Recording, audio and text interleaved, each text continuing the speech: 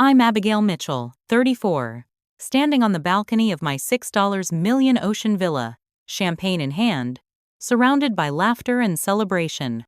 The sunset paints the horizon in magnificent oranges and pinks, a picture-perfect backdrop to my housewarming. Yet there's an emptiness inside me that even this breathtaking view can't fill. My parents refuse to come. As I scroll through photos on my phone, I pause at an old family picture. Their absence today, louder than words. "Your success is ill-gotten and undeserved," they'd said. Let me take you back to where it all began. Before I continue with my story, I'd love to know where you're watching from. Drop your location in the comments and hit that like and subscribe button if you've ever had family members who couldn't celebrate your success. Trust me, you're going to want to stick around for what happens next. I grew up in Bayshore, a modest coastal town where everyone knew everyone. Our 3-bedroom house on Maple Street was nice, but nothing extravagant. My parents, Richard and Nancy Mitchell, were respected community members, Dad, a high school principal, and Mom, an accountant at the local credit union. They were good providers but had very specific ideas about success and achievement. From kindergarten, my brother James was their golden child. 3 years older than me, he excelled at sports and brought home perfect report cards. Our parents attended every football game, every academic ceremony, proudly displaying his trophies and medals throughout our home. James had a natural charm that drew people to him, and my parents basked in his reflected glory. I was different. Quieter, more analytical. I discovered computers when I was 9 after our elementary school got a small computer lab. While other kids played outside, I taught myself basic programming, fascinated by the logic of it all. At home, I'd excitedly share what I'd learned, only to watch my parents' eyes glaze over. "That's nice, Abby," Mom would say, quickly changing the subject to James's latest achievement. "Computers are just toys," Dad would dismiss. "You need something practical to fall back on." When I was 13, I created my first app, a simple scheduling tool that helped organize homework assignments. My computer teacher was impressed and suggested entering it in the regional science fair. I still remember rushing home, excited to tell my parents. "We have James's championship game that weekend," Mom said immediately. "You understand, right?" I did understand. I understood perfectly that whatever I accomplished would always take a back seat. At 16, I entered the state coding competition despite their discouragement. For weeks, I worked late into the night developing an innovative security algorithm. When I made it to the finals, my parents reluctantly attended, sitting stiffly in the audience while other parents cheered enthusiastically. I won first place. The judges called my work revolutionary and years ahead of its time. As I accepted the trophy, I searched the crowd for my parents' faces, hoping to finally see pride in their eyes. "It was fine," Dad said afterward, checking his watch. "But don't get your hopes up about making a career of this. Technology is unstable. Look at all those .com failures." That night, unable to sleep, I crept downstairs for water and overheard them in the kitchen. "I'm worried about her," Mom whispered. "This computer obsession isn't healthy." "We've lost her to this foolishness," Dad agreed. "At least we still have James." Their words cut deep, but something hardened inside me that night. I applied to every prestigious tech program in the country, winning a full scholarship to MIT. When the acceptance letter arrived, my parents' response was lukewarm at best. "Boston is so far away." Mom fretted. "The business program at State University is just as good, and you could live at home. This technology bubble will burst," Dad warned. "You're making a mistake." But for once, I didn't cave to their expectations. I packed my bags and left for MIT, determined to succeed on my own terms. The day I moved into my dorm, James helped carry my boxes and whispered, "I'm proud of you, Abby," the only genuine support I'd received from my family. 4 years later, when I graduated with honors in computer science, my parents texted the night before. "Something came up. Can't make it tomorrow. Send pictures." No explanation, no apology. James came alone, admitting sheepishly that our parents were actually at a neighbor's barbecue. That same day, I received an offer for an entry-level position at Nexus Tech, one of Silicon Valley's most innovative companies. As I shook hands with my new boss, I made a silent promise to myself. One day, I'd build something so remarkable that even my parents couldn't ignore it. I didn't realize then that their inability to celebrate my success would eventually become their determination to destroy it. Silicon Valley in 2013 was still very much a boys' club. At Nexus Tech, I was often the only woman in meetings, my ideas frequently interrupted, dismissed, or later repeated by male colleagues who received the credit. My direct supervisor, a man named Philip with half my technical expertise, regularly assigned me menial tasks while giving challenging projects to less qualified male juniors. 6 months in, feeling increasingly frustrated, I was seriously considering leaving when I met Sarah Chen, a senior developer known for breaking barriers in the industry. During a company hackathon, she noticed me working alone in a corner, coding an alternative solution to a security problem. "That's not the approach we discussed in the brief," she observed, looking over my shoulder. "The recommended solution has a vulnerability," I explained, nervous to be questioned by someone of her stature. "If you invert the encryption sequence here, you can create a more secure protocol with less processing overhead." Instead of dismissing me, Sarah pulled up a chair. For the next hour, we discussed encryption methodologies, bouncing ideas back and forth. By morning, we'd developed a prototype that outperformed the company's standard security protocol by 340%. "You have remarkable insight," Sarah said as we packed up. "But you need to learn to speak up. Brilliant ideas don't implement themselves." From that day forward, Sarah became my mentor. Under her guidance, I learned to navigate corporate politics, advocate for my ideas, and gradually gained confidence. With her sponsorship, I finally received challenging assignments worthy of my abilities. Over the next year, I worked tirelessly on a revolutionary algorithm that could detect and neutralize cyber threats in real time, something the industry had been chasing for years. After countless late nights and weekends, I finally had a breakthrough. My prototype successfully identified and contained simulated attacks with 98.7% accuracy, far beyond anything on the market. Sarah helped me prepare a presentation for the executive team, scheduled for the following month. The night before I was to submit my preliminary findings for review, I received an unexpected call from James, who had recently moved to San Francisco. "Hey sis, I'm in town for a job interview. Can we catch up?"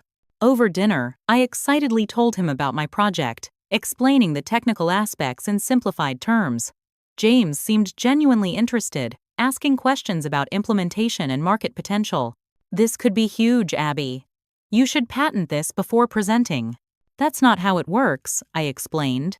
"It belongs to Nexus, but I'll get credit as the developer, and Sarah thinks they might create a new division with me, heading the team." James looked thoughtful. "Mom and Dad would be impressed by that." "Maybe," I said, though I doubted it. "Anyway, good luck with your interview tomorrow." "Which company is it?" "Just a tech startup," he said vaguely. "Nothing as exciting as what you're doing." 2 weeks later, I was called into an emergency meeting with Nexus's legal team. A rival company, Quantum Shield, had just announced a suspiciously similar security algorithm. The presentation included slides with code structures nearly identical to my work. "Did you leak this information?" the head of legal demanded. Stunned, I insisted I hadn't, until Sarah showed me Quantum Shield's press release. The project lead quoted in the announcement, "James Mitchell. My own brother had stolen my research and presented it as his own." When confronted, James was unapologetic. "You were never going to follow through anyway. You always start things and don't finish them." "When have I ever not followed through?" I demanded, furious and heartbroken. "This is business, Abby. You should thank me. I've given your work exposure it wouldn't have had buried inside Nexus." I hung up and immediately called my parents, certain they would be horrified by James's betrayal. Instead, they defended him. "He was just trying to help you, as always," Mom said. "You've never understood how the business world works." "James has always had better commercial instincts," Dad added. "You're too much of a perfectionist. He saw an opportunity you were missing." The fallout was devastating. Though Quantum Shield couldn't reproduce all aspects of my algorithm without my complete notes, the controversy caused Nexus to shelve the project entirely. My reputation was damaged. Colleagues viewed me with suspicion, and Sarah was reassigned to another division. For weeks, I spiraled into depression, questioning everything about my career choice. One evening, contemplating quitting tech altogether, I received a text from Megan Torres, a UX designer at Nexus I'd collaborated with occasionally. "This isn't right, and everyone with actual technical knowledge knows it. Meet me for coffee tomorrow?" Over coffee, Megan showed me internal messages from several senior engineers acknowledging that the quantum shield algorithm was significantly flawed compared to my original design. "You have something they can't steal your mind," Megan said firmly. "Start your own company. Build something even better." "With what money? What team?" I asked bitterly. "I'll join you," she said without hesitation. "And I know Ryan Wong in data analytics would too. We believe in your vision." That conversation changed everything. 3 weeks later, I resigned from Nexus. With my savings, Megan's investment, and Ryan's commitment, Mitchell Security Solutions was born, my first step toward building something my family couldn't take from me or dismiss. But as I would soon learn, they weren't finished trying. Founding a startup with limited capital in one of the world's most expensive cities required significant sacrifice. We leased a tiny office in a rundown building in San Jose, a far cry from Nexus Tech's gleaming headquarters.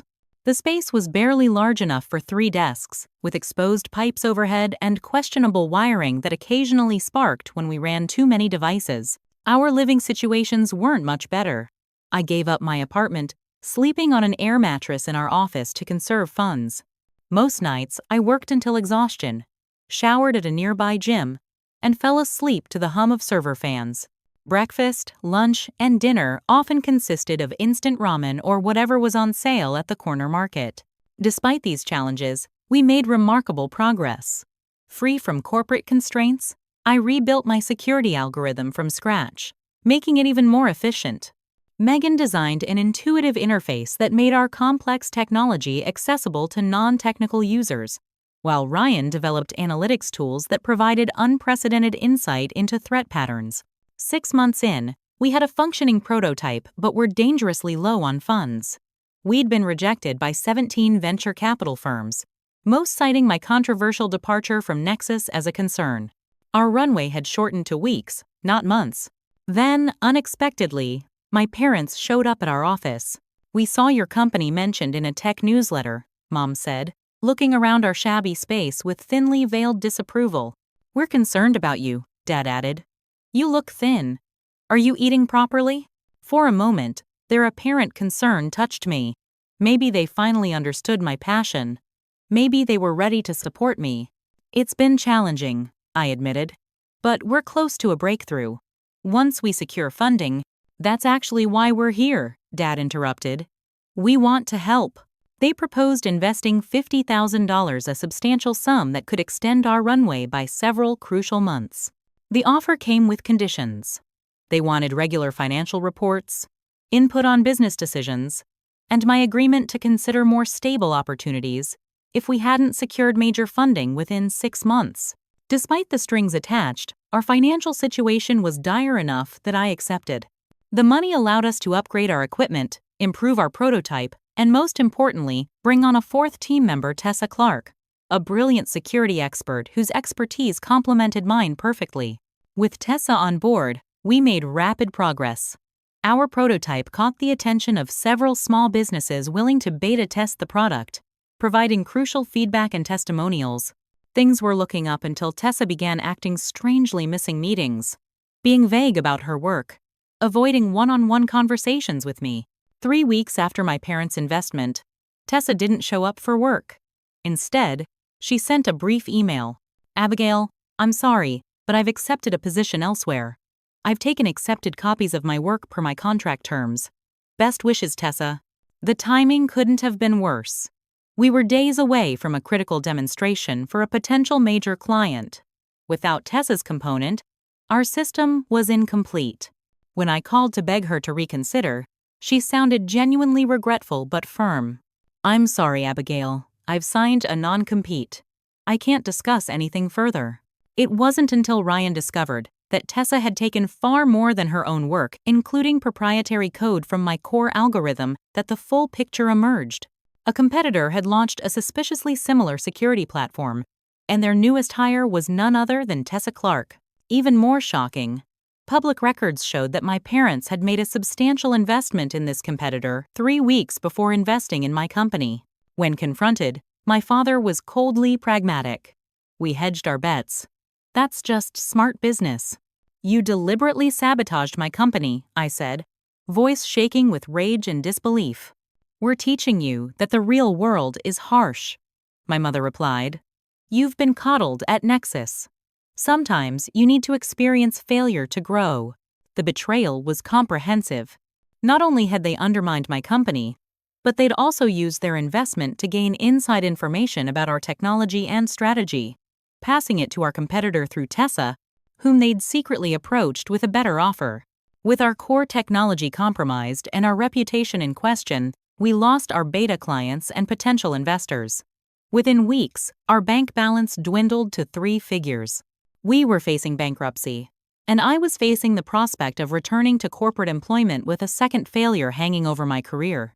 The night before we planned to shut down operations, I received an unexpected email from David Harrington, a venture capitalist who had rejected us months earlier. "I've been following your situation. The technology your former employee took was incomplete and flawed without your input. Their product is failing in the market. I'd like to discuss investment opportunities if you still have something worth salvaging." That email was our lifeline. After a grueling pitch meeting where David questioned every aspect of our business and technology, he offered $2 million in funding enough to rebuild, but at the cost of 40% equity. It was a tough pill to swallow, giving up so much of the company I'd founded, but it was our only option. As I signed the investment agreement, I made a silent vow that no family member would ever again have access to my business or the power to sabotage what I built. The lesson was painful but clear. Sometimes those who should support you most are the ones most determined to see you fail. 3 years passed in a blur of 18-hour workdays, relentless product development, and strategic growth.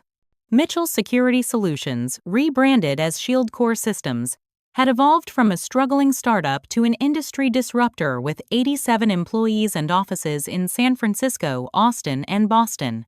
Our flagship product, an AI-powered security system that could detect and neutralize cyber threats before they breached a network, had become the gold standard for financial institutions and healthcare organizations. What my parents and James had tried to steal and replicate was now merely a primitive ancestor to the sophisticated technology we'd developed. Forbes featured me in their 30 Under 40 Inches Tech issue. The Wall Street Journal published a profile titled "The Security Savant Wall Street Trusts." VentureBeat called our technology revolutionary and 5 years ahead of competitors. We weren't just successful, we were changing how the industry approached cybersecurity. With success came acquisition interest. Multiple tech giants made overtures, with preliminary valuations reaching into the hundreds of millions. David, now our board chairman, advocated for exploring these options, arguing that the right acquisition could accelerate our global expansion while providing extraordinary returns for everyone involved. As we entered preliminary discussions with potential acquirers, I received an unexpected text from James. "Congratulations on your success. I was wrong about you. Can we talk?"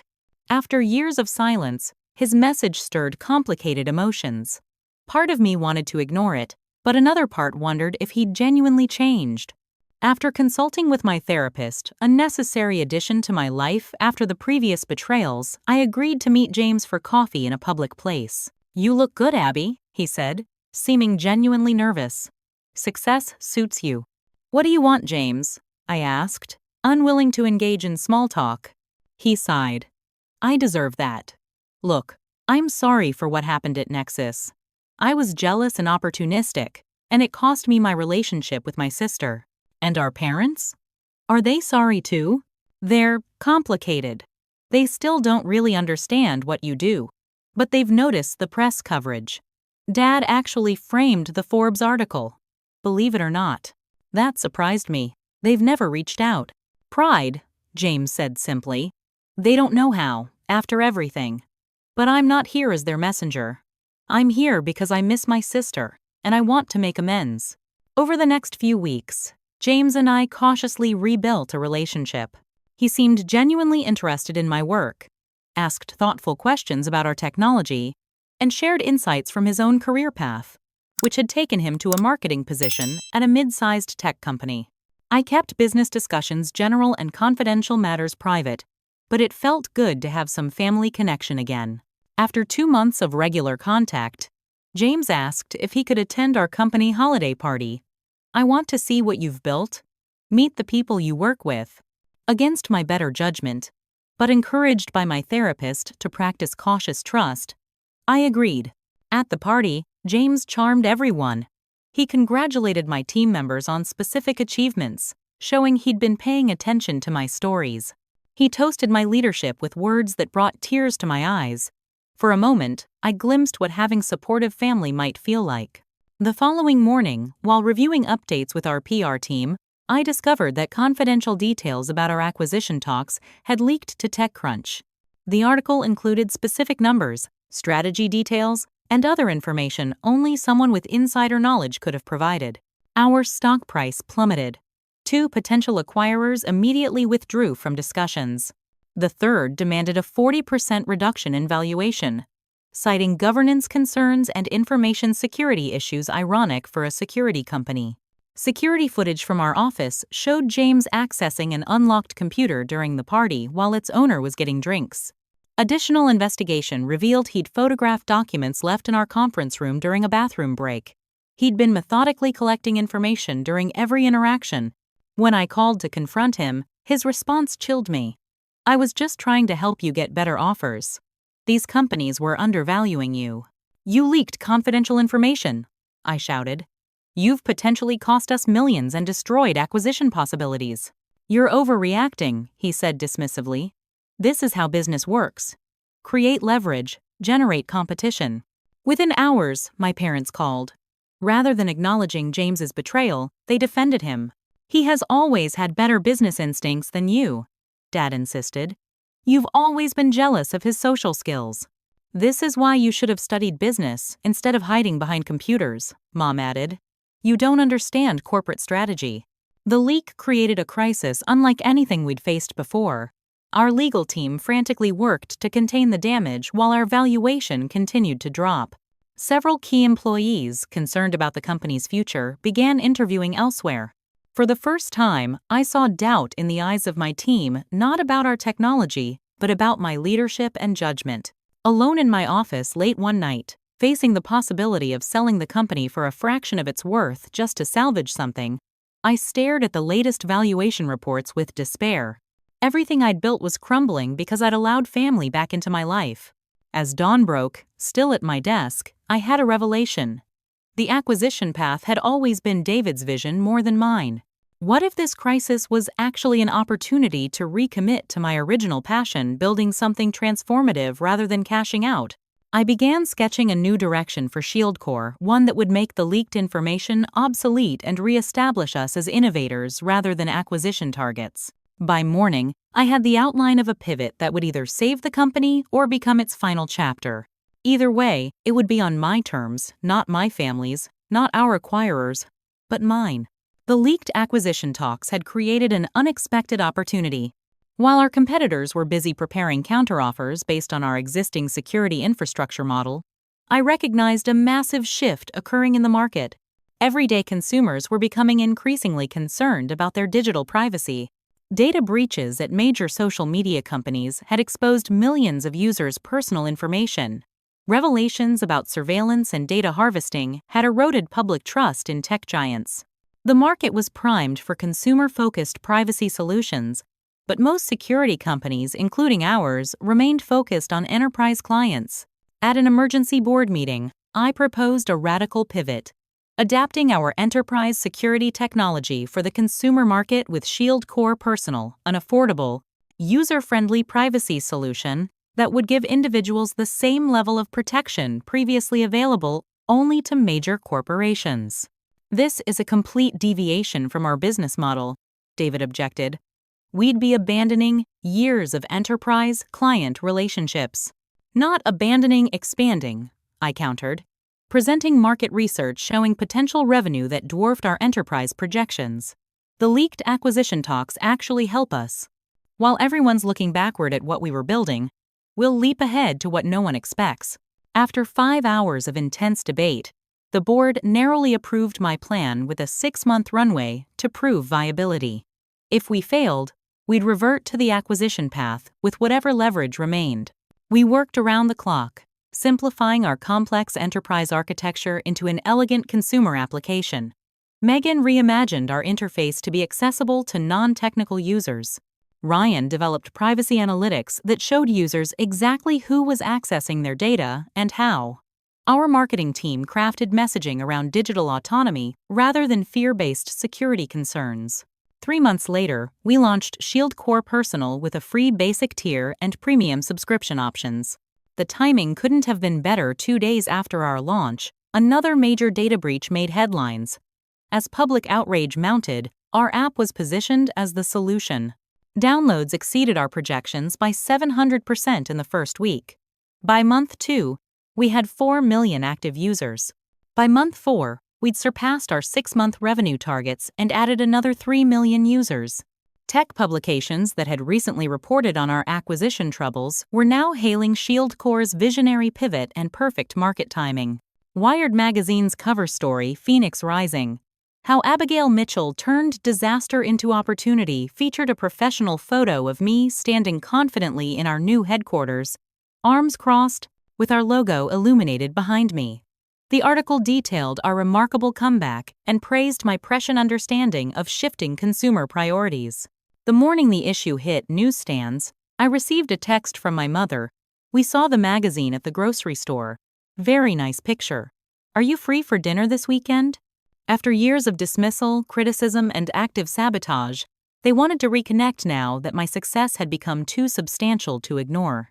My therapist cautioned me about re-engaging, but acknowledged that setting clear boundaries might provide closure. After careful consideration, I agreed to dinner at a restaurant neutral territory with witnesses. My parents arrived precisely on time, looking older than I remembered. Dad had finally gone completely gray, and Mom had developed fine lines around her eyes. They were impeccably dressed, as always, projecting the image of successful professionals. "You look wonderful, Abigail," Mom said, embracing me stiffly. "We've been following your company's progress," Dad added. "Very impressive turnaround." Throughout dinner, they asked questions about the business, seeming genuinely interested. They shared neighborhood news, updates about relatives, and stories about their retirement planning. James wasn't mentioned until dessert. "He feels terrible about what happened," Mom said delicately. "He wasn't thinking clearly." "He's been seeing a therapist," Dad added, surprising me, working through some competitiveness issues. By the end of the evening, something had shifted. Their approval, which I'd craved for decades, suddenly seemed less important. I saw them clearly now, not as the towering authorities of my childhood, but as flawed individuals with their own insecurities and limitations. "We're proud of you," Dad said as we prepared to leave. "We should have said that years ago." Against my better judgment, I allowed myself to hope that, perhaps finally, they could accept my success on my terms. When they suggested becoming more involved in my life, I cautiously agreed. Over the next few months, we established a new relationship dynamic. They attended Shield Core's charity gala, met some of my executive team, and even sat in on a product demonstration. Dad suggested they might serve as family advisors to provide perspective as the company continued growing. "We have decades of professional experience," he reminded me. "We could help you navigate the challenges ahead." Wanting to believe in their change of heart, I agreed to bring them into the company's inner circle, giving them access to quarterly financial reports and inviting them to key strategic meetings as observers. 6 months into this new arrangement, while preparing for a board meeting, Ryan discovered accounting discrepancies in our investment portfolio. Further investigation revealed that someone had been systematically manipulating financial records, attempting to shift controlling interest through a series of complex transactions. Digital forensics traced the activities to 2 IP addresses: my parents' home computer and James's apartment. I confronted them in my office, presenting the evidence compiled by our security team. Rather than denial, my father's response was indignation. "You've always been too cautious," he said dismissively. The company needs stronger leadership to reach its potential. James has the business acumen you lack, my mother added. The board would see that if you weren't controlling all the information they receive. The full plan, documented in emails they'd foolishly exchanged using company devices, was breathtaking in its audacity. They had been working to position James to replace me as CEO, using manipulated financial reports to suggest mismanagement on my part, while establishing themselves as significant shareholders to influence board decisions. At the emergency board meeting I called, I presented the evidence methodically, without emotion. The board was unanimous in their response. My parents and James were permanently banned from company premises. Their limited shares were repurchased under fraud provisions, and legal action would be pursued if necessary. As security escorted them from the building, my father's parting words echoed in the lobby. You'll regret choosing business over family. Family is forever. Looking into his angry eyes, I replied with calm certainty. You stopped being family the moment you decided to destroy what I built. You will never have another chance to hurt me or what I've built. That evening, I implemented comprehensive corporate safeguards, revamped security protocols, additional financial oversight mechanisms, and stricter confidentiality measures. But the most significant change was internal. I finally accepted that my parents would never be the supportive family I'd longed for. The relationship was permanently severed, and while that realization brought grief, it also brought freedom. I no longer needed to waste energy seeking approval from people determined to undermine me. Instead, I could focus entirely on building something meaningful, a company that reflected values opposite to those my family had demonstrated: integrity, mutual support, and genuine recognition of others' achievements. 2 years after cutting ties with my family, ShieldCore had transformed from a promising startup to a dominant force in digital security. Our consumer products protected over 200 million users worldwide.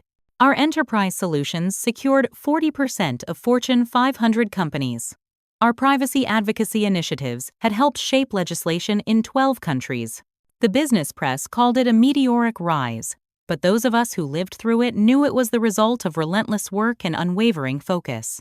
Our team had expanded to over 600 employees across 8 global offices.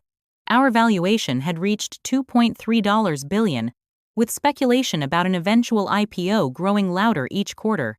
As the company flourished, I'd finally begun prioritizing personal well-being alongside professional success. My therapist had helped me process the family trauma that had driven me to prove myself through achievement. I'd developed genuine friendships outside work. I'd even purchased a spectacular oceanfront property in Carmel, a $6 million villa perched on cliffs overlooking the Pacific, with floor-to-ceiling windows that brought the horizon indoors. The house wasn't just a status symbol. It represented freedom, the tangible result of creating something valuable entirely on my own terms. It was also the first place that felt truly mine, designed around my preferences rather than others' expectations. I was having breakfast on the terrace one Saturday morning when my assistant called, breaking our weekend contact rule. "I'm sorry to interrupt your day off," she said, sounding uncomfortable, "but there's a courier here with a document requiring immediate signature. It's from your parents." The letter was handwritten on my father's personalized stationery. The contents made my coffee go cold in my hand. "Dearest Abigail, we hesitate to burden you with this news, but circumstances leave us no choice. Your mother has been diagnosed with early-stage Parkinson's disease. The prognosis is uncertain, and the medical expenses are substantial. We know our relationship has been strained, but illness has a way of clarifying what truly matters. Family should stand together in times of crisis. Could we meet to discuss reconciliation during this difficult period? With love despite everything, Dad." The signature looked shaky, reinforcing the narrative of illness and vulnerability. I stared at the ocean for hours after reading it, emotions warring within me: anger at their manipulation, guilt about potentially abandoning a sick parent, suspicion about their timing, just as ShieldCore prepared for IPO announcements, fear of being hurt again if I allowed them back into my life. Eventually, I called Dr. Matthews, my therapist.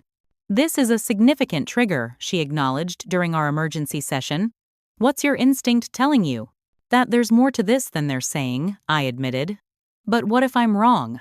What if my mother is genuinely ill and needs support? Dr. Matthews nodded. You can verify the medical situation without compromising your boundaries. If she is ill, you can offer financial assistance without re-establishing the emotional relationship. Following her advice, I arranged a meeting at my parents' home, bringing along Rachel, Shield Corps' general counsel, and my trusted friend, who waited in the car as backup. Their house looked exactly as I remembered, meticulously maintained, family photos prominently displayed, James's achievements showcased throughout. My mother appeared frail, moving slowly and displaying a slight tremor in her right hand. My father was solicitous, helping her sit and arranging pillows behind her back. The medication makes her tired, he explained, his voice gentle. But we're hopeful about a new treatment protocol. The conversation was cautious but civil. They asked about my health, expressed admiration for Shield Corps' growth, and showed what seemed like genuine remorse for past conflicts. We were wrong, Mom said, her voice quavering. Your success has been entirely your own achievement, and it's remarkable. We let our preconceptions blind us, Dad added. We couldn't see past the path we'd imagined for you to appreciate the extraordinary one you were creating. Their apparent sincerity was compelling. After 2 hours of conversation, I found myself considering a limited reconciliation, perhaps holiday gatherings, occasional dinners, but with clear boundaries around my business life. As I prepared to leave, Mom asked hesitantly about Shield Corps' future plans. We've read rumors about an IPO, she said. Is that happening soon? The question triggered my suspicion, but I answered vaguely, mentioning that several options were under consideration, with no decisions made. Dad nodded understandingly, but pressed for more specifics about timing and valuation projections. Walking to my car afterward, something felt wrong. I asked Rachel to initiate discreet verification of my mother's medical situation, while I had our security team investigate any unusual activity around my parents. 3 days later, Rachel called with her findings. There's no record of Parkinson's treatment for your mother at any hospital or specialist in a 100-mile radius. Her regular physician hasn't seen her in 8 months. And that was for a routine physical with excellent results. The security team's report was equally disturbing. My father had met 5 times in the past month with Martin Glover, a notorious tabloid journalist known for technology industry hit pieces. More damning, they'd withdrawn $50,000 from their savings account the day before sending me the letter about my mother's illness. Despite overwhelming evidence, I needed to be certain. I hired a private investigator who documented my mother playing tennis at their country club, moving with agility that contradicted her trembling performance at our meeting. The investigator also photographed my father and James meeting with Glover at a restaurant outside town, passing him what appeared to be documents. The final piece fell into place when our cybersecurity team detected multiple attempts to access Shield Corps' internal communications from IP addresses matching my parents' home and James's apartment. They were fishing for IPO details while pretending reconciliation. The morning our IPO filing became public, Glover's hit piece appeared simultaneously in 3 publications. The article, titled The Dark Side of Shield Corps, contained a toxic mix of half-truths, fabrications, and distorted personal information allegedly provided by family sources close to Mitchell. It questioned our technology's effectiveness, suggested financial improprieties, and painted me as an unstable, vindictive leader who'd abandoned family during medical crises. The timing was deliberately calculated to undermine investor confidence on the very day our IPO launched. Our stock opened 30% below projected value and continued dropping throughout the day. Potential institutional investors demanded emergency meetings. Partners called for reassurance. Employees worried about their stock options becoming worthless. I drove straight to my parents' house, finding them calmly having breakfast as if they hadn't just tried to destroy my company's future. Why? I demanded, placing the tabloid article on their table. What could possibly justify this level of deception? My mother dropped all pretense of illness, sitting up straight with steady hands. You were never supposed to outshine your brother. We gave you every opportunity to choose a suitable path, but you insisted on this ridiculous technology obsession. We built you up from nothing, my father added, his tone cold. You owe your success to the values and education we provided. Yet you've shut us out completely, hoarding the rewards for yourself. I offered to include you in my success countless times. I reminded them, and each time you used it to try to destroy me. Family businesses should benefit the entire family, my mother insisted. James should have been leading alongside you from the beginning. The truth was finally laid bare. They couldn't tolerate my independent success. It contradicted their narrative about my capabilities and threatened James's position as the family's shining star. They would rather destroy ShieldCore completely than see me succeed beyond their control. I left without another word, recognizing that any response would feed their justification narrative. Instead, I channeled all my energy into saving the company. Our PR team worked around the clock on damage control. Our legal department filed defamation suits against the publications and Glover. I personally called key investors and partners to maintain confidence. The weeks following the IPO were the most challenging of my career. Our stock stabilized at 60% of projected value, a significant loss, but not the catastrophe it might have been. The personal toll was immense. I barely slept, lost weight, and struggled to maintain the confident leadership my team needed. In my darkest moment, staring out at the ocean from my villa's balcony at 3 a.m., I realized I needed more than crisis management. I needed healing. The next morning, I called Dr. Matthews and asked for twice-weekly sessions. It was time to process not just the latest betrayal, but the lifetime of conditional love and sabotage that had shaped me. The journey back to wholeness would be longer and more difficult than any business challenge I'd faced. But for the first time, I was ready to prioritize my healing above proving my worth through achievement. The villa, which I'd purchased as a symbol of success, would become instead a sanctuary for recovery. I'm still angry all the time, I admitted to Dr. Matthews 6 weeks into our intensive therapy. I wake up angry. I work angry. I go to sleep replaying conversations where I tell them exactly how they've hurt me. She nodded, her expression compassionate. Anger is appropriate after what you've experienced. It's protective. The question is it serving you now or keeping you tied to them? That question sparked 6 months of intensive work processing, decades of family betrayal, recognizing patterns of seeking validation through achievement, and gradually building a sense of self-worth independent from external success markers. I learned to distinguish between healthy ambition and compulsive proving. I practiced setting boundaries without guilt. I began to envision a life defined by genuine connections, rather than defensive accomplishment. Professionally, I made significant changes.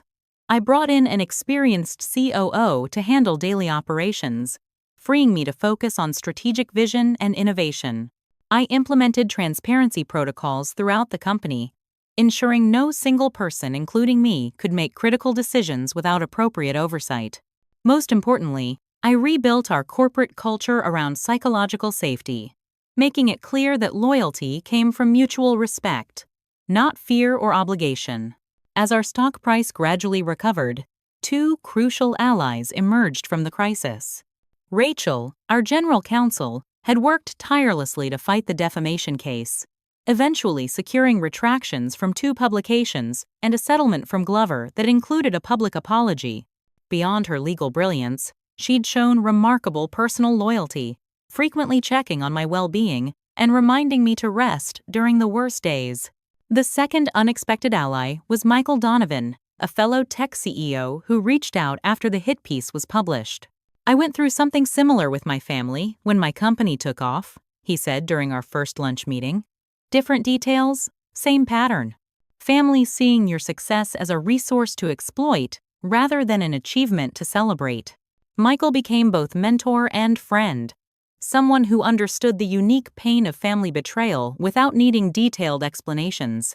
He'd navigated his own path to healing years earlier and offered practical guidance alongside empathy. "The hardest part was accepting that they might never change," he told me during a hike along the coastal trails near my villa. "That I couldn't make them proud or supportive by being successful enough or generous enough." "How did you make peace with that?" I asked, watching waves crash against the cliffs below. "By building a chosen family of people who genuinely celebrate my success and support me through failures, and by recognizing that their limitations reflect their issues, not my worth."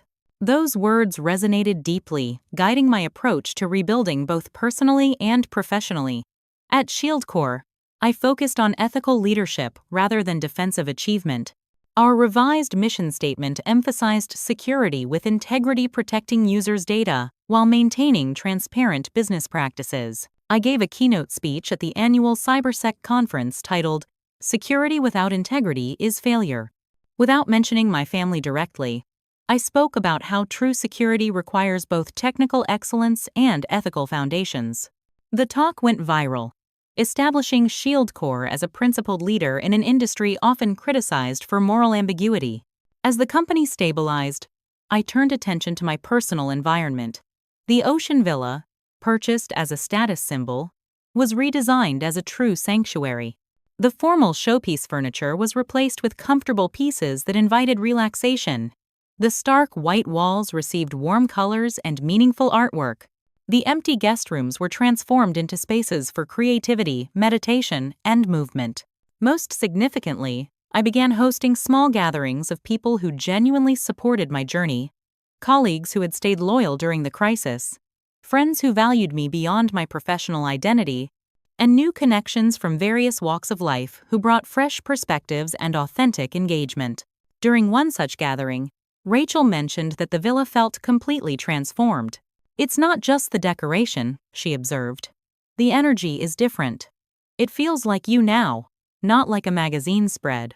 "I bought it to prove something," I admitted. "Now it's where I learn to just be." As my circle expanded, I realized Michael had been right. I was building a chosen family. These relationships weren't conditional or transactional. They were grounded in mutual respect, shared values, and genuine care. The final piece of healing involved my brother James. Though I'd cut contact completely after the IPO sabotage, he reached out through a handwritten letter delivered to Rachel rather than directly to me, a sign he recognized the need for boundaries. "I know I've forfeited any right to your forgiveness," he wrote. "I'm not asking for that. I'm in therapy now, genuinely trying to understand why I've repeatedly hurt the person who was once my closest ally. I've recognized patterns inherited from our parents that I'm working to break. I don't expect a relationship, but I wanted you to know I finally see the damage I've caused and am working to ensure I never harm anyone else that way." After discussing it thoroughly with Dr. Matthews, I agreed to a single meeting with James in a neutral location, with Rachel present as support. The conversation was difficult but surprisingly honest. James acknowledged the toxicity of our family dynamic and his participation in it without excuse or justification. He didn't ask for anything, not even forgiveness, simply offering accountability. "They'll never change," he said of our parents. "I held on to hope for years, but their worldview is fixed. I'm learning to build a life independent of their approval, something you figured out much earlier." While I wasn't ready for a renewed relationship, the conversation provided unexpected closure. For the first time, I saw James not as my parents' weapon but as another person shaped by their dysfunctional patterns, albeit one who had made harmful choices I couldn't simply forget. After a year of intensive healing work, I felt ready to mark my personal and professional rebirth. The Ocean Villa, now truly mine in spirit as well as deed, seemed the perfect setting for a symbolic fresh start. "I'm thinking of hosting a housewarming," I told Dr. Matthews during a session. "Not for the house itself, I've owned it for years, but for this new chapter. A celebration of building something authentic. Who would you invite?" she asked. The question gave me pause. In the past, such an event would have been about impressing others, showcasing success, proving worth. Now I wanted something different, gathering people who had supported my journey and contributed to my growth. "Everyone who's been part of this healing process," I replied. "My chosen family." "And your parents?" she asked gently. I considered the question carefully. "I'll invite them, knowing they'll refuse. Not as manipulation, but as a final acknowledgement that I've released the hope they'll ever celebrate my success." As predicted, their response to my formal invitation was coldly dismissive. "We don't approve of such ostentatious showing off. Perhaps when you've developed more maturity, you'll find better uses for your resources." Their words, once devastating, now felt distant, an echo from a reality I no longer inhabited. What surprised me was James's response, a tentative acceptance, with the acknowledgement that he would come despite our parents' insistence he boycott the event. As I prepared for the housewarming, I realized how dramatically my perspective had shifted. The villa was no longer a status symbol, but a space for genuine connection. The guest list wasn't about impressive titles, but meaningful relationships. The event wasn't designed to generate envy, but to express gratitude. For the first time in my life, I was creating something not to prove my worth to others, but to celebrate the worth I'd finally recognized in myself. The morning of the housewarming dawned with perfect clarity, as if nature itself approved of the occasion. From my bedroom windows, I watched the sun rise over the Pacific, painting the water in shimmering gold and rose tints. For a moment, I simply stood there, breathing in the beauty and the symbolism of a new day.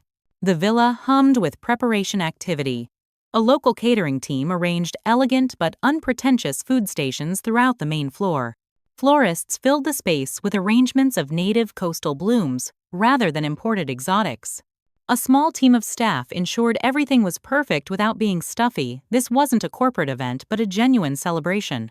At noon, hours before other guests would arrive, my core support team appeared. Ryan, Megan, David, Rachel, and Michael. These 5 people had seen me at my lowest moments and still believed in me. They'd offered guidance, honesty, and unwavering support when I needed it most. "The place looks amazing," Megan said, embracing me. "So different from when you first bought it. Less like a museum, more like a home," Ryan agreed. We gathered on the main terrace overlooking the ocean, sharing a private toast before the larger celebration began. "To chosen family," I said, raising my glass. "And to the strongest person I know," Rachel added, who learned that true strength includes vulnerability. The moment was interrupted by the arrival notification from the security system I'd insisted on after the tabloid incident. The screen showed James standing awkwardly at the gate, 2 hours early and alone. "I can send him away," Rachel offered immediately. Protective as always. I considered the option, but shook my head. "No, let him in. This is part of the new chapter too." James looked different, thinner, less polished, his confident facade replaced by genuine uncertainty. He carried a small, wrapped package and stopped short when he saw my assembled friends. "I'm early," he said. "I can come back later." "Stay," I replied. "These are the people who helped me rebuild after everything. They know our history." The next 30 minutes were tense but important. James didn't defend himself or minimize his actions. He answered my friends' direct, sometimes challenging questions with honesty. When Michael asked what he hoped to gain by attending, his response surprised me. "Nothing," James said simply. "Abigail owes me nothing. I'm here because for once in my life, I want to genuinely celebrate her success instead of resenting it or trying to claim credit for it." He handed me the small package. Inside was a framed photo I'd never seen before, the 2 of us as young children, building a sandcastle together at the beach. "Before competition and parental manipulation had poisoned our relationship, I found it while clearing out my apartment," he explained. "It reminded me that there was a time when I was just your big brother, before Mom and Dad turned us into competitors." The simple gesture cracked something open in me, not forgiveness exactly, but recognition of shared damage and possibility of healing. The conversation that followed was the most honest we'd ever had. "They did the same to me," James admitted, "just differently. My achievements were never quite enough, always needed to be more impressive. I was only valuable when I was winning, especially against you." "That's a terrible way to grow up," Megan observed. James nodded. "I'm learning that in therapy. I modeled myself after them, thinking that was the path to love and approval. I'm trying to unlearn those patterns now." By the time other guests began arriving at 4, something had shifted. James remained, but at a respectful distance, not inserting himself into conversations or trying to become the center of attention behaviors that had once been his trademark. The villa gradually filled with 100 carefully chosen guests, colleagues who'd remained loyal during the IPO crisis, friends from various phases of life, mentors who'd offered guidance, even a few former competitors who'd shown integrity during industry challenges. The gathering felt nothing like the corporate networking events I'd hosted in the past. Genuine laughter echoed through rooms designed for connection rather than impression. Meaningful conversations replaced strategic small talk. People formed spontaneous groups based on shared interests rather than professional utility. As sunset approached, Sarah Chen, my first mentor from Nexus Tech, now a revered industry pioneer, clinked her glass for attention. "I hope you'll forgive the interruption," she began, "but some of us would like to say a few words." What followed moved me to tears. One by one, people shared specific moments when I'd impacted their lives positively, from career opportunities I'd created to kindnesses I'd shown during difficult times. Technical innovations I'd championed that had changed the industry. Ethical stands I'd taken when easier paths were available. The tributes weren't about my wealth or power, but my character and contributions. The Abigail they described wasn't the achievement machine my parents had tried to create or the failure they'd predicted, but someone of substance and integrity who'd overcome extraordinary obstacles. Ryan presented a stunning video compilation of messages from employees, partners, and even users whose privacy had been protected by our technology. People I'd never met expressed gratitude for work that had kept their data secure and their digital lives private. Then, unexpectedly, James stepped forward.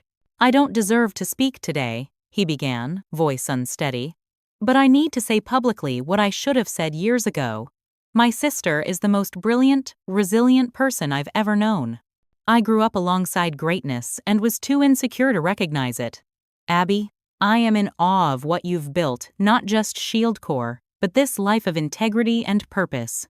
Thank you for showing me a better way to be, even when I fought against seeing it." His words, delivered without expectation of forgiveness, felt like the closing of a painful chapter. Not reconciliation, too much had happened for that, but acknowledgement of truth that had long been denied. As the formal presentations ended and guests returned to mingling, I slipped away to the upper terrace for a moment alone. The sun was setting over the Pacific, painting the sky in spectacular oranges and pinks. In the fading light, my phone buzzed with a notification. My parents had posted bitter comments on social media about the ostentatious display of new money and betrayal of family values. Once, such words would have devastated me. Now, they simply confirmed what I already knew: some people cannot celebrate others' success, especially when it contradicts their narratives. With a few taps, I blocked their accounts across all platforms, severing the final digital tie. Rejoining my guests, I moved through rooms filled with genuine warmth and connection. The contrast between the celebration unfolding in my home and the bitter commentary from my biological family couldn't have been clearer. One was rooted in scarcity and control, the other in abundance and freedom. As night fell, we gathered for a champagne toast on the main terrace. The villa, now illuminated against the darkening sky, seemed to glow with possibility. Looking out at the horizon, where the ocean met the stars, I felt something I'd been seeking my entire life: not validation or vindication, but true freedom. Freedom to define success on my own terms. Freedom to choose my family. Freedom to be fully myself, without apology or performance. In that moment, surrounded by people who celebrated rather than sabotaged me, I was finally home. The morning after the housewarming, I woke before dawn. The house was quiet, still bearing evidence of the previous night's celebration: empty champagne glasses on side tables, flower arrangements slightly wilted, a forgotten scarf draped over a chair. But instead of immediately calling the cleaning service, I made coffee and headed down to my private stretch of beach. The shore was deserted, the only sounds coming from gentle waves and occasional seabirds. I walked barefoot along the water's edge, watching the sky gradually lighten. This peaceful solitude was new for me once. I would have been checking email by now, already mentally sprinting through the day's challenges. As I collected shells and let the cold water wash over my feet, I reflected on the journey that had brought me here. From the controlled childhood where my worth was measured in achievements, to the corporate world where I'd fought for recognition, through the betrayals that had nearly destroyed everything I'd built, to this moment of genuine peace. The most profound change wasn't external, not the success, the villa, the professional recognition, but internal. I no longer needed to prove my value. I no longer measured my worth through others' approval. I no longer feared failure as an existential threat. My phone buzzed in my pocket. For a moment, I considered ignoring it, but old habits die hard. The screen showed a notification from the security system, a delivery person at the gate with a registered letter requiring signature. Back at the house, I signed for the envelope, immediately recognizing my father's distinctive handwriting. The letter was brief and cold. Abigail, your display yesterday was embarrassing and inappropriate. Despite your financial success, you clearly lack the maturity to manage it responsibly. As your parents, we are entitled to benefit from the opportunities we created for you through your upbringing and education. Our attorney will be contacting you regarding our expectation of a suitable financial arrangement acknowledging your familial obligations. Richard and Nancy Mitchell. Once, such demands would have triggered guilt, anger, and confusion. Now, they only confirmed that I'd made the right decision in establishing permanent boundaries. Without hesitation, I walked to the fire pit on the beach, used my lighter to set the letter aflame, and watched it turn to ash. As I returned to the house, my phone rang. James. I wanted to thank you for yesterday, he said, his voice tentative. I know letting me attend wasn't easy. It wasn't, I agreed, but it felt like the right thing to do. They're furious, he said, not needing to specify who. They expected me to report back details they could use against you somehow. When I refused, Dad threatened to cut me out of his will. How do you feel about that? I asked. Genuinely curious about his evolution. Relieved, he said after a pause. Like the last hook is out, I've spent my entire life trying to earn their approval by following their playbook. Look where it got me alone. Unhappy. And having hurt the one person who might have been a true ally. We talked for nearly an hour, not as reunited siblings, but as two adults acknowledging shared trauma and different responses to it. We agreed to occasional, cautious contact, with clear boundaries and expectations. Not family in the traditional sense, but something healthier than what we'd had before. The following Monday, I returned to Shield Core with renewed purpose. The company had stabilized after the IPO crisis, our stock gradually recovering as our technology continued to outperform competitors. But I wanted more than financial success. I wanted to create meaning from the painful journey I'd experienced. In a meeting with the executive team, I proposed establishing the Digital Autonomy Foundation, a nonprofit organization dedicated to helping young entrepreneurs from disadvantaged backgrounds or toxic family situations.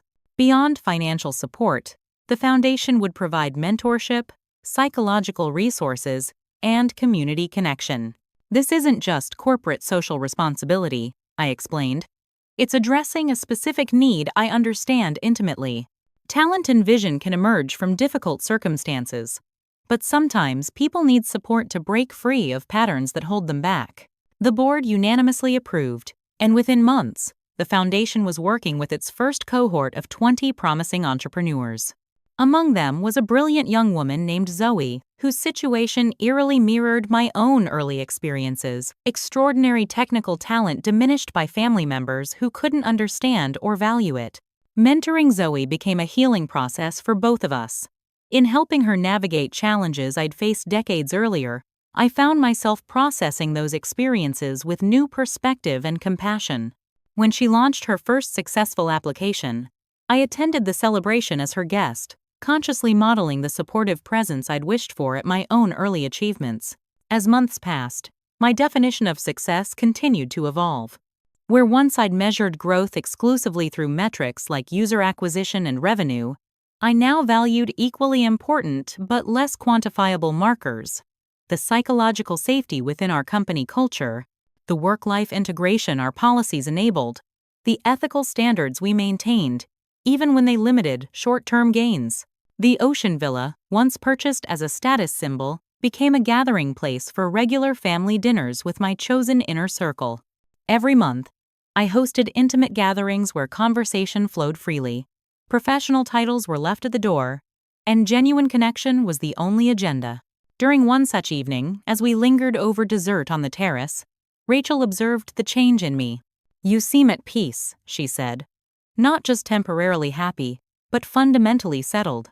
I am, I realized, somewhat surprised by the truth of it.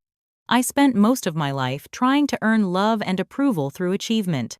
When that failed with my biological family, I just worked harder, built bigger, earned more thinking if I became successful enough, they'd finally see my worth. And now? Michael asked.